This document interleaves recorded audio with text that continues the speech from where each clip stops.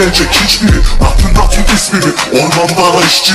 Yavuşak, bak tavuşak, yınak kavuşacak. Reis reis yamulacak, reis değiş kapıda kırılacak. Kıkırdak, adam değil fırıldak. Pişecek fırında, sana diz kırılma. Mallarım sınırdan geçecek. El tek tek, yaşa kelebek. Rap elemek, masaka ne demek. Tiyatro Ege'den şakacak. Tepede ekmekle dönemden. Sofranız kur diye, bize yok dur diye. Yolanda, Olive, yanarda kurye.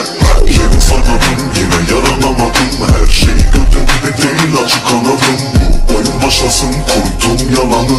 Düşman parası, açtım alanı.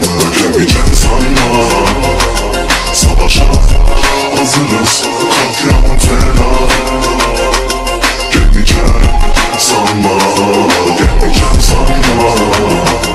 Duvara kazacağım ölüm gününe. Gelmeyeceğim sanma.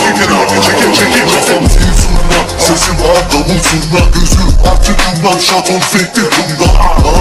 Diyarlarda durmam, kendi silahımdan seni vuracağım. Mazafaka durmam, neyin senin parmağın. Sokaklarda barlar, benimdir. Bana döndü zarlar, mezarlar. Donsun, kaçsın, dondum, kalktım. Sana yoktur yardım, lüks hayat ve altın.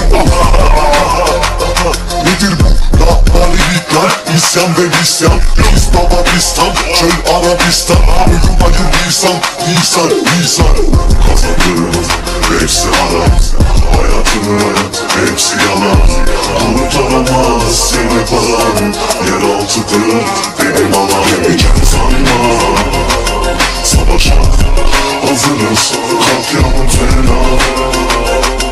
Gelmeyeceğim sanma, gelmeyeceğim sanma. Duvara kazacağım ölüm gününe. Gelmeyeceğim